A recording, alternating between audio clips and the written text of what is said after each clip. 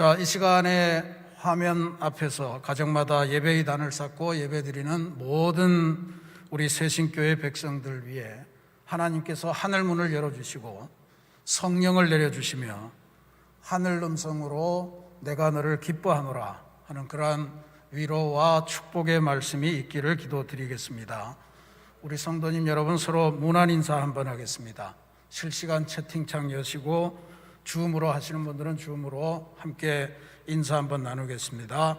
주님의 평안이 함께 하시기를 기도합니다. 주님의 평안이 함께 하시기를 기도합니다.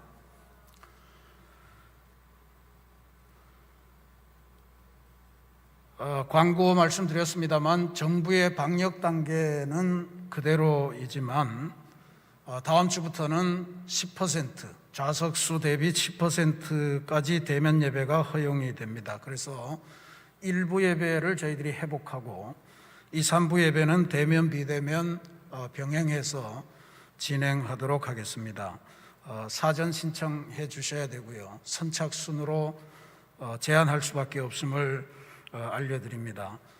참석 가능하신 분들에게 문자 메시지를 보내드릴 테니까 문자를 받으시면 신청하신 예배로 꼭 참석해 주셔야 됩니다. 신청하시고 안 오시면 오고 싶어 하시는 분들이 못 오시게 되는 경우가 생기겠죠. 조금씩 대면 예배가 열려가면서 완전하게 열리는 그러한 은혜가 속히 올 수 있도록 여러분들이 함께 기도해 주시기를 바랍니다. 우리는 지난주에 마가가 전하는 예수님의 세례 장면을 함께 묵상했습니다. 세례 받으실 때 하늘이 열리고 성령이 강림하며 하늘 음성이 들려와서 하나님께서 기뻐하시는 장면을 함께 묵상하며 은혜를 나누었습니다. 왜 죄 한 점 없으신 예수님께서 세례를 받으셨을까?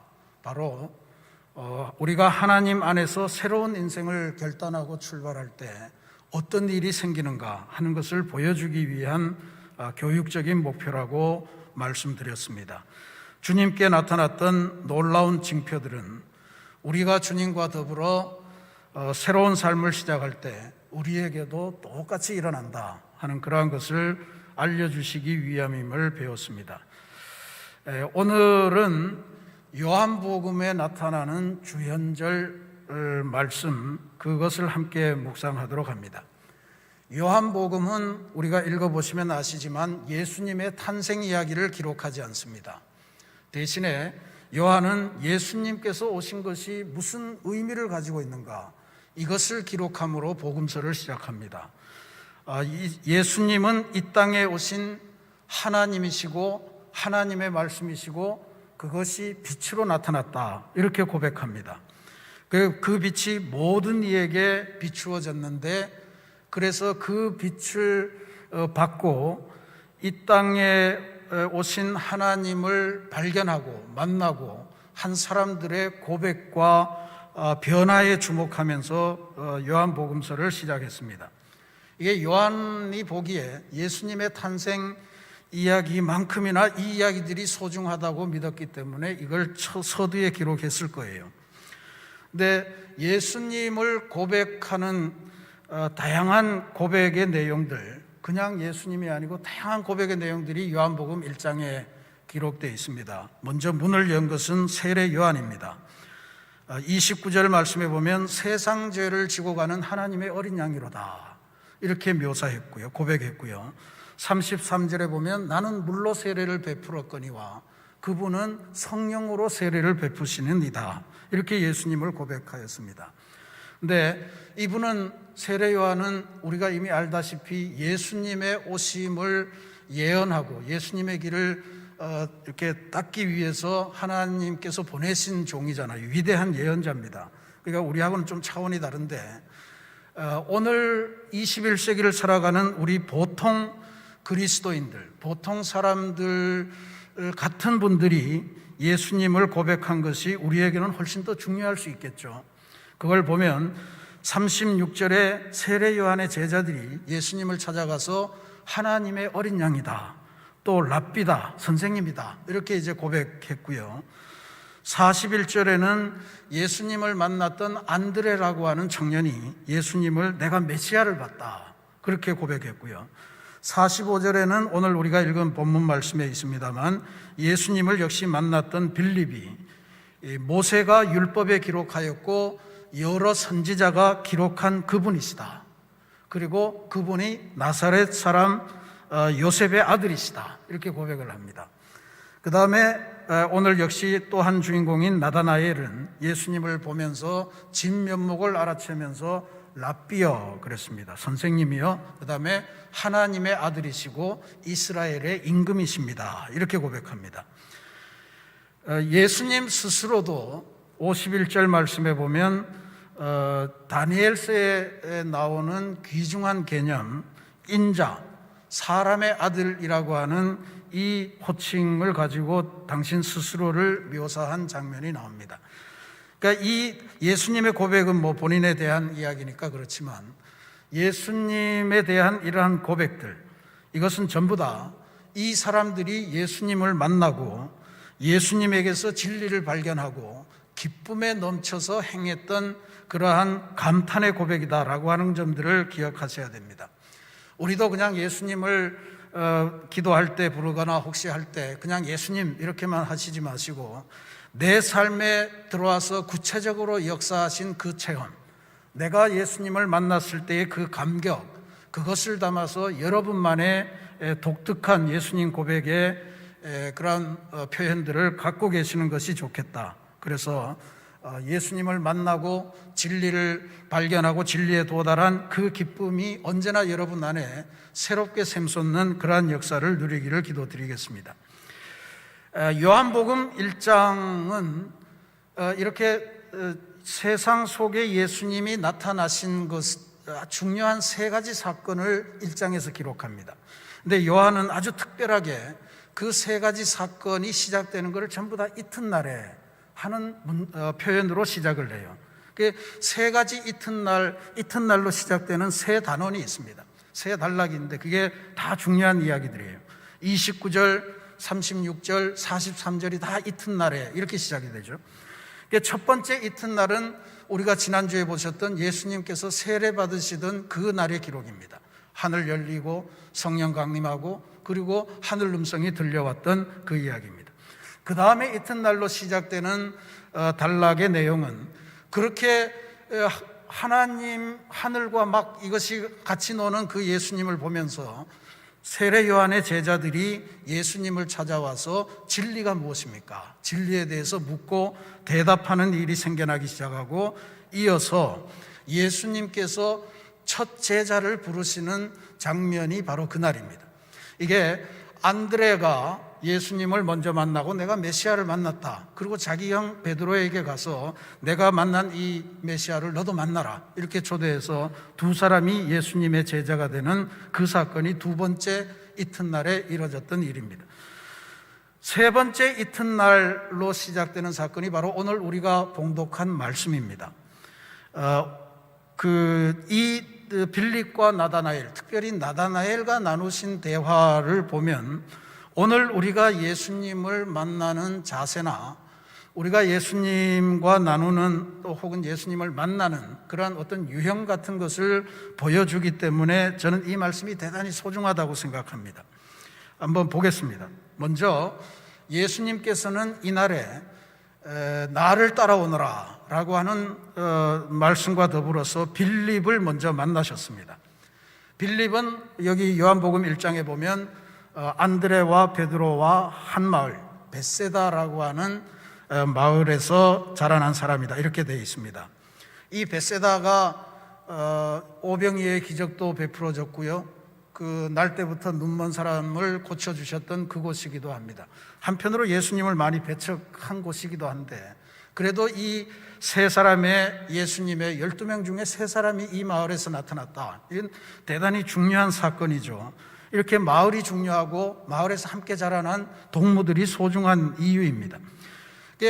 빌립의 경우를 보면 아마 이게 같은 동네 사람이고 앞에 이튿날이라고 했던 것에 나타난 걸 보면 안드레가 예수님을 만나고 베드로를 초대했고 하는 이 사건을 보면서 어쩌면 빌립도 예수님의 세례 사건 있을 때 그때 봤을지도 모르겠어요.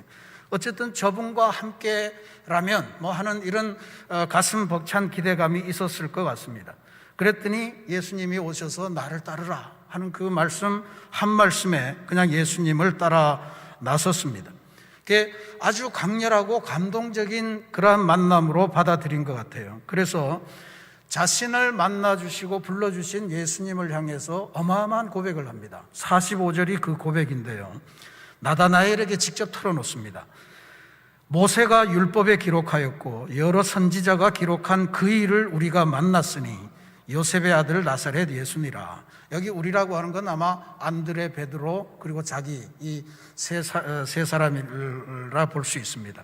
근데 지금 빌립이 고백한 거는 한 고백으로 나타나지만 사실은 두 가지 이야기예요. 하나는 내가 만난 그 메시아, 그분은 구약 성경이 한결같이 일관되게 예언하신 바로 그분이야, 그 메시아야 라고 하는 이야기고요. 그런데 그 메시아가 오늘 우리 옆 동네 나사렛에 사는 요셉의 아들로 오셨단다 라고 하는 이야기입니다. 하늘에 계신 하나님이 사람이 되어서 나타났다, 성육신의 진리를 한마디로 고백하고 있는 거예요. 대단한 고백입니다. 우리가 그 예수님의 제자들 속에 예수님을 고백한 최고의 고백으로 베드로의 고백을 꼽지 않습니까? 주는 그리스도시요 살아계신 하나님의 아들이십니다. 근데 아마 교회 역사에서 베드로가 초대 교황이 되고 뭐 이런 과정 속에서 그게 가장 훌륭한 고백이다 이렇게 인정을 하는 것 같은데, 요한복음에 나타나는 1장에 나타나는 이 빌립의 고백, 안드레의 고백, 그리고 나다나엘의 고백, 이것은 베드로의 고백을 상회하는 그런 엄청난 사건이에요. 왜냐하면 베드로의 고백은 예수님을 한참 쫓아다니다가 중간에 고백한 거거든요. 근데 이거는 지금 예수님을 한눈에 보고 고백한 내용이다 말이에요. 얼마나 귀한 만남이고 귀한 고백인지 모릅니다. 이것이 예수님이 처음 만나는 그 장면에서 행해졌다는 게 엄청난 사건인데, 왜냐하면 요한은 복음서를 시작하면서 앞에 예수님이 지금 말씀드린 대로 이 땅에 오신 하나님이시고 사람의 모습으로 오신 하나님이시고 하나님의 말씀이 육신으로 변한 것이 바로 예수님이시다, 빛이시다 이랬는데, 그에 뒤이어서 곧바로 그렇지만 세상 사람들은 아무도 그를 알아보지도 못했고 영접하지도 않았고 그랬다, 이런 것을 안타까운 마음으로 피력합니다. 보실까요? 5절 말씀에 빛이 어둠에 빛이 돼 어둠이 빛을 깨닫지 못하더라. 10절 말씀에 그가 세상에 계셨음에 세상은 그로 말미암아 지은 바 되었으되 세상이 그를 알지 못하였고, 또 11절 말씀에 자기 땅에 오매 자기 백성이 영접하지 아니하였으니, 그러니까 온 세상이 다 예수님을 몰라보았고 예수님을 알아보더라도 영접하지도 않는 이 판국에 예수님을 알아보고 예수님을 메시아로 고백하고 하나님의 아들로 고백하고 이스라엘의 새 임금으로 고백하는 위대한 역사가 있었다는 거죠. 그러니까 자기가 만난 이 메시아, 이것을 막 전해주는 거예요. 전해주지 않을 수가 없는 거죠. 형제한테 전하고 자기의 절친에게 전하고, 그래서 빌립도 자기의 절친인 나다나엘에게 그 감격을 전하는 것이 오늘 우리가 봉독한 이 내용의 말씀입니다. 그래서 이날 예수님께서 나다나엘을 만나시게 된 거예요. 나다나엘 이름의 뜻은 하나님께서 주셨다, 하나님의 선물이라는 뜻입니다. 근데 이 나다나엘은 예수님의 12제자 중에 한 사람일 거로 짐작이 됩니다. 왜냐하면 요한복음에는 나다나엘이라고 되어 있는데 다른 복음서에서 12제자의 명단에는 빌립과 바돌로메, 우리 찬송 옛날에 했죠. 빌립과 바돌로메, 도마와 마태, 늘 빌립과 바돌로메가 같이 가요. 근데 이 바돌로메라고 하는 말은 바라고 하는 게 누구누구의 아들 이런 뜻이거든요. 그러니까 돌로메의 아들 이런 뜻이기 때문에 이게 이름이 아니다 말이에요. 그러니까 돌로메가 유명한 사람인가 보죠. 나다나엘이 뼈대 있는 집안 사람이라는 걸 증명이라도 해주는 것 같습니다. 그래서 많은 성경학자들은 이 돌로메의 아들이 바로 나다나엘일 거다, 이렇게 추정을 합니다. 합리적인 추정이라고 봅니다.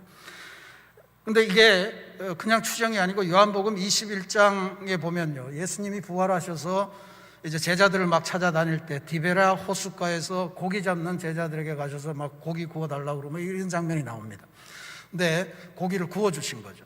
근데 거기서 그 고기를 잡고 있던 제자들 명단이 21장 2절에 쭉 기록되는데 거기에 보면 바로 이 사람이 있어요. 갈릴리 가나 사람 나다나엘이 함께 있었더라, 이렇게 되어 있습니다. 그러니까 갈릴리 가나 사람 나다나엘이 거기 있었다, 이런 이야기죠. 그러니까 이 베드로와 함께 있었던 그 제자였기 때문에 이 사람이 12제자 중에 한 명일 것이다 라고 하는 것은 우리가 잘 알 수 있습니다. 근데 이 사람이 갈릴리 가나 사람이다 라고 하는 것은 오늘 나다나엘의 그 대화 내용을 보건대 대단히 중요한 면을 갖고 있습니다. 지도 한번 보시죠. 지금 가나가 이쪽 밑에 빨간 걸로 되어 있잖아요. 그 가나 밑에 있는 또 빨간 게 나사렛입니다. 저게 한 6km 정도 된다고 그래요. 근데 지금 예수님께서 빌립과 나다나엘을 만난 게 어디냐 하면 맨 꼭대기에 있는 빨간 점, 저게 벳세다입니다. 그러니까 갈릴리 호수변에 있는 저 벳세다에 오병이어 기적을 베풀고 맹인을 고치고 하는 그곳이 있던 곳이에요. 그러니까 가나에서 벳세다까지는 한 30여 킬로 된다고 그러고 여기는 한 6km 정도 된다고 하니까 나다나엘이 가나 사람이었으면 나사렛이라고 하는, 그러니까 뭐 한 1시간 정도 걸어가면 되는 그 거리에 있는 마을을 몰랐을 리가 없는 거죠. 그래서 지금 빌립이 와서 내가 엄청난 분을 만났다, 구약 성경이 예언하던 그분이고, 근데 그분이 나사렛 사람 요셉의 아들 그 사람으로 오신 예수라고 하더라, 이제 이러고 소개를 했는데 나다나엘이 갸웃했을 거예요. 갸웃했을 건데, 왜냐하면 자기가 알고 있는 그 나사렛, 요셉의 아들 나사렛 사람 예수라고 하는 빌립의 말에서 걸렸을 것 같아요. 막혔을 것 같습니다. 곧바로 46절에 보면 나사렛에서 무슨 선한 것이 날 수 있느냐 그러면서 빌립의 고백을 단순간에 평가절하하는 모습이 나옵니다. 근데 나다나엘이 가지고 있던 이 편견, 이것은 그 자신의 편견이 아니고 오히려 그가 깊게 공부했던 성경 공부를 통해서 얻은 편견이라고 하는 것이 우리를 더 안타깝게 합니다. 나다나엘이 어떤 사람이었을까? 예수님께서 하신 말씀에 그 단서가 있습니다. 예수님께서 나다나엘이 왔을 때 이렇게 말씀하세요. 빌립이 너를 부르기 전에 내가 무화과 나무 아래에 있을 때에 내가 보았노라, 이런 말씀을 하세요. 내가 무화과 나무 아래에 있을 때에, 이거는 관용적인 표현입니다. 무화과 나무는 이스라엘 백성의 아주 상징적인 그런 나무 중에 하나죠. 잎사귀가 굉장히 무성해서 그 그늘이 대단하다 그럽니다. 그 그늘이 대단한데, 그래서 그 그늘 아래에서 햇빛을 피하곤 하는데 성경을 연구하던 율법학자들, 서기관들, 랍비들, 이런 사람들이 하루 종일 하는 일상이 뭐냐면 아주 큰 무화과 나무 밑에 그늘 아래 가서 주의 말씀을 주야로 묵상하는 게 이분들의 일상이었단 말이에요. 그러니까 네가 무화과 나무 아래 앉아 있을 때라고 하는 것은 네가 무화과 나무 아래에서 성경을 공부하고 있을 때, 즉 나다나엘은 아주 열심히 성경을 공부하는 그런 어떤 랍비 가문이거나 공부하고 있는 학생이었을 거로 우리가 추정을 할 수 있다는 이야기예요. 근데 나다나엘이 그렇게 성경을 열심히 공부하는 사람이었으면 구약 성경에 메시아를 예언했던 그 장면을 모르고 있지 않았을 겁니다. 메시아를 기다리는 것은 온 이스라엘 백성들의 간절한 열망이었거든요. 동방 박사들이 아기 메시아가 태어났다는 것을 듣고 헤롯을 찾아갔을 때 헤롯의 그 밑에 서기관들, 율법학자들이 열심히 성경을 뒤져서 찾아낸 게 뭐냐면 미가서 5장 2절 말씀이었습니다. 미가서 5장 2절 말씀이 베들레헴 에브라다야 너는 유다 족속 중에 작을지라도 이스라엘을 다스릴 자가 내게서 내게로 나올 것이라, 이 말씀이 기록되어 있는 거예요. 나다나엘이 이 말씀을 몰랐을 리가 없습니다. 그리고 지금 갈릴리라고 하는 곳은요, 지도를 보시면 아시겠지만 남북이 분열될 때 남쪽 유다는 예루살렘이 북쪽에 있고 이렇게 예루살렘 밑으로가 남유다고 그 위는 전부 다 북쪽 이스라엘이고, 그건 10지파가 같지만 지파가 다 소멸된 곳이에요. 아수르에게 멸망되면서 혼합되고 인종도 혼합되고 모든 게 다 사라져서 멸시받던 지역입니다. 성경의 예언도 유다 족속 중에 유대 지파 속에서 나온다고 했기 때문에 반드시 예루살렘 북은 어디에서 나올 거다, 유다 왕국 안에서 메시아가 나올 거다, 이렇게 확실하게 알고 있는 거예요. 근데 웬 갈릴리, 그것도 내가 우리 옆 동네에서 6km 하루만 가면, 1시간만 가면 알 수 있는 그 동네인데, 그 동네는 절대로 메시아가 날 수 있는 그런 곳이 아니야.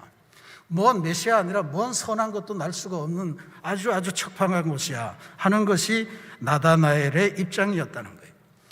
그러니까 이거는 우리가 보기에 굉장히 합리적이고 굉장히 강력한 편견이다, 이렇게 볼 수 있습니다. 왜냐하면 성경을 배우면서 가진 편견이 되는 거거든요. 그런데 그랬던 나다나엘이었는데, 빌립이 이야기할 때는 그러고 난리를 쳤는데, 예수님을 만나면서 갑자기 태도가 급변했습니다. 나사렛에서 무슨 선한 것이 날 수 있느냐 라면서 빈정대고 냉소하던 나다나엘이 예수님을 만나고 나서는 랍비여, 당신은 하나님의 아들이시요 당신은 이스라엘의 임금이로소이다 고백했습니다.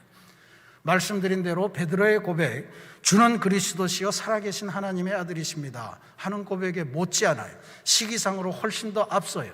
예수님의 정체를 처음 본 순간에 꿰뚫어 보았다라고 하는 것에 너무너무 큰 의미를 두어야 될 것이라고 봅니다. 그런데 왜 이런 변화가 생겼는가 하는 것은 참 짐작하기가 어렵습니다. 빌립이 이야기하기 전에 나다나엘이 무화과 나무 아래에 있을 때 이미 내가 알고 있었다라고 하는 예수님의 초능력 때문에 이렇게 변했을까? 아니면 나다나엘 자신이 무슨 독심술, 관심법 같은 걸 해서 예수님을 한눈에 알아볼 수 있었을까? 근데 제가 결론적으로 말씀드리면, 저는 빌립도 그랬고 나다나엘도 그렇고 예수님과 직접적으로 만났기 때문에 그 만남이 답이었다, 이렇게 믿습니다. 예수님께서 나다나엘을 처음 만나셨을 때 이랬습니다. 47절에 보면 예수님께서 나다나엘이 빌립을 따라 자기에게 오는 것을 보시고 그를 가리켜 이르시되 참 이스라엘 사람이라 그 속에 간사한 것이 없도다, 이제 그렇게 말씀하십니다. 근데 여기 보면 나다나엘이 빌립을 따라 자기에게 오는 것을 보시고 그를 가리켜 이르시되, 이 좀 이상한 번역이, 이 말만 보면 저 멀리서 오는 걸 보고 예수님이 혼자 말씀을 하셨다, 이렇게 생각할 수 있는데 그게 아니었어요. 그게 아니고 다가오는 나다나엘을 향해서 마치 나다나엘을 부르는 것처럼 그렇게 말씀하신 내용이라고 볼 수 있습니다. 너는 참으로 이스라엘 사람이라 내 속에 간사한 것이 없도다, 그런 말씀을 하시는 겁니다. 그러니까 나다나엘을 보면서 너는 진짜로 이스라엘 사람이고 그리고 내 속에 간사함이 없도다, 이 말씀이 저는 의미심장하게 다시 묵상하게 됐습니다.